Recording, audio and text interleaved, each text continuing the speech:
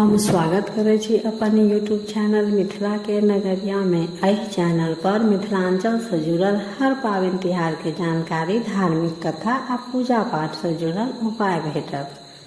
अगर एहि सब के जानकारी चाहे छी तो चैनल के सब्सक्राइब कर लिया, नोटिफिकेशन से हो ऑन कर लिया, ताकि हम कखनो नया वीडियो डालब तो सबसे पहले पहुंचत अहां तक। तो आज के एह वीडियो में जितिया व्रत के तेसर भागक कथा, पारण के कथा सुनाब। तो चलू आब कथा सुनू।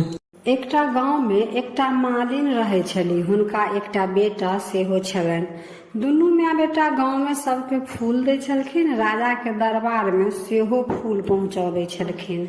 अहिना फूल बेच कऽ हुनकर जीवन यापन होइ छलनि। जखन भादो के महीना एलै तो जितिया सब स्त्रीगण केलथि, मालिन सेहो जितिया केलथि। मालिन के जखन रात में सुतऽ गेलखिन तऽ हुनका नींद नहीं होइ छलनि। ओतऽ एक भूखल छलखिन, तै नहीं नींद होइन आ तै पर से सोचै छलखिन जे काल्हि पारण अछि, से असगरे हम कोन कोन काम करब। एनी गाँव में सबके फूल अंगने अंगने पहुँचायब, राजा के दरबार में सेहो फूल पहुँचाबे के अछि, आ एनी पारण के ओरियान सेहो करऽ पड़त। केना कऽ हम असगरे भानस करब, केना के सबके फूल पहुँचाब।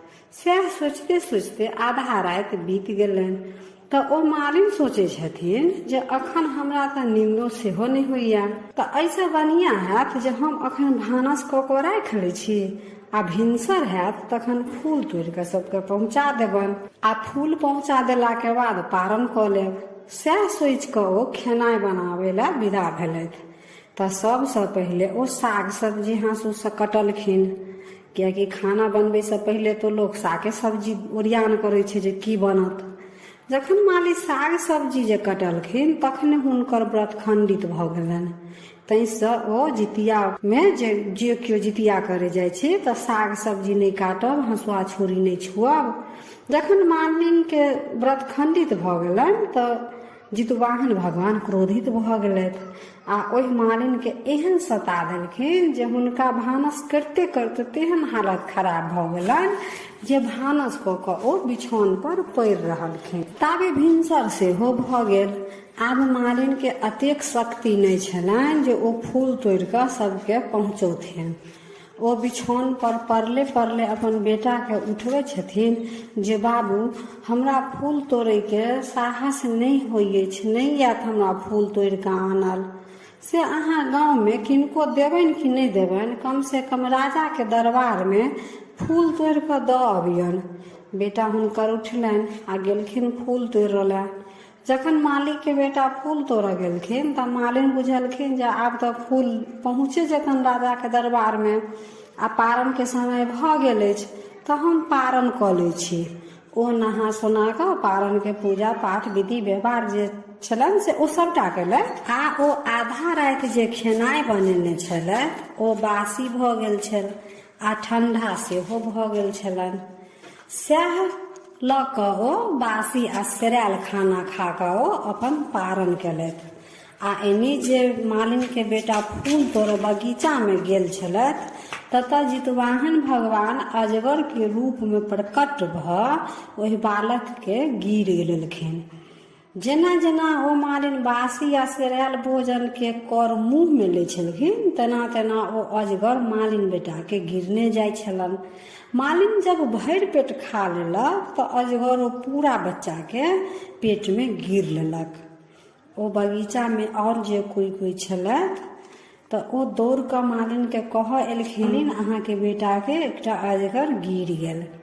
मालिन कनैत खिजैत बगीचा में पहुँचल तऽ देखै अछि जे एकटा अजगर हमर बेटा के गिर लेलक आ ओ अजगर ओतऽ पड़ल अछि। मालिन खूब कान कपार फोड़ऽ लगै छथि, कानऽ लगै छथि जे आब हम अपन बच्चा के बिनु कोना रहब।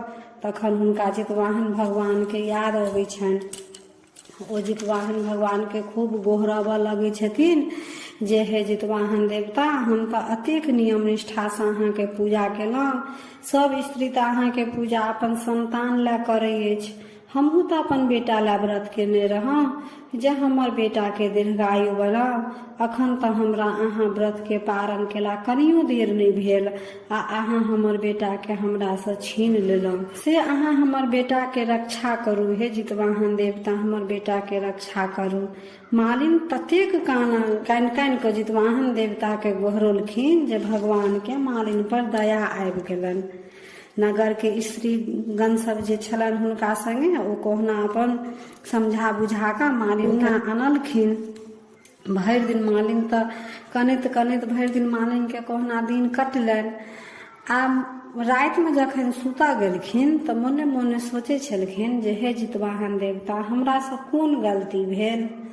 तो राति में मालिन जखन सुतलखिन तो हुनकर सपना में जितवाहन भगवान स्वप्न देलखिन जे तू जितिया के व्रत केला त लेकिन तोहर व्रत जखनते तू साग सब्जी कटला खंडित भ गेलो आ तै पर से बासी आ ठंडा खाना खा क हमर व्रतक पारण केला। मालिन कहे छथिन प्रभु ई गलती हमरा से ना समझी में भ गेल। हम अतेक नियम अहाँ के नहीं बुझे छलहुँ। आब एहि भूल के हम प्रायश्चित करऽ चाहे छी। भगवान जितवाहन कहलखिन आब अहाँ के अपन बेटा से 1 साल तक दूर रहइए पड़त आ ओ अजगर के पेट में 1 साल तक रहत। जब अहाँ आगा साल जे जितिया एते ओकर नियम निष्ठा से करब तखन अहाँ के बेटा अजगर के से मुक्त हेता आ ओ अहाँ लंग औता। मालिन कोहना 1 साल कटलखिन। फिर जखन आगा साल जितिया के व्रत लगलै तो ओ जितिया व्रत केलखिन। पूरा नियम निष्ठा से सब कुछ केलथि। जखन तक अष्टमी लागल रहे तखन तक ओ कोनो काट खूट वाला काम नहीं केलखिन, फूल नहीं तोड़लखिन। एकदम निर्जला व्रत राखि कऽ भगवान जितवाहन के सुमरैत रहलखिन। जखन अष्टमी तिथि समाप्त भ गेलै तहन ओ भोजन बनेलथि, कियाकि ओ असगरे छलखिन। अगर किनको घर परिवार में अगर केओ करे वाला रहे छथि तऽ ओ अपन पारण से पहिले गरम गरम खाना बना कऽ रखने रहे छथिन आ जखन पारण के समय होइ छनि तऽ पबनैतिन पारण करे छथिन। लेकिन हुनका तऽ केओ छलनि नहि जे हुनका लए केओ खेनाइ बना कऽ राखितनि। तऽ अष्टमी तिथि जखन समाप्त भऽ गेलै तखन ओ साग सब्जी काटि खुटि कऽ अपन भोजन बनेलथि आ ताजा गरम भोजन खा कऽ पारण केलथि। आब जेना जेना ओ गरम भोजन अपन भोजन के कर अपन मुंह में खाइ छलखिन तेना तेना अजगर हुनकर बेटा के अपन मुंह से बाहर निकालैत छलखिन। आ जखन मालिन भरि पेट खा लेलखिन तऽ अजगरो अपन मालिन बेटा के अपना पेट से पूरा बाहर में निकालि कऽ मुक्त कऽ देलखिन। मालिन आंगने में छलथि जे आब जाइ छी, जितवाहन भगवान हमर बच्चा के मुक्त कऽ देने हेतथि। किताबे बच्चा हंसैत खेलाइत अंगना चलि एलखिन। मालिन भरि पाँच के बच्चा के पजिया कऽ कानऽ लगलथि आ जितवाहन देवता के जय करऽ लगलथि। अहिना जितवाहन भगवान सभक बेटा के रक्षा करतथि, सभक बेटा के दीर्घायु बनबथि। ई छल पारण के कथा। तऽ हमरा कथा के बारे में जतेक जानकारी छल जे हम अहाँ सबके सुनेलहुँ आ अहाँ सबसँ साझा केलहुँ। ई सब कथा लोक कथा अछि तऽ सबके कहे में कुछ न कुछ अंतर जरूर रहत, लेकिन सब कथा के भावार्थ सारांश एके रहत। तऽ हम अपने तरह कथा सुनाबऽ के कोशिश केलहुँ। अगर कथा बाचे में हमरा से कोनो त्रुटि भेल हैत ताहि लेल क्षमा प्रार्थी छी। अगर कथा नीक लागल तऽ अपना प्रियजन के जरूर शेयर कऽ लेब ताकि हुनको जितिया के संपूर्ण कथा एकेटा वीडियो में भेट जात। तऽ जितवाहन भगवान सभक संतान के दीर्घायु बनाबथि। यह मंगल कामना के संगे हर हर महादेव।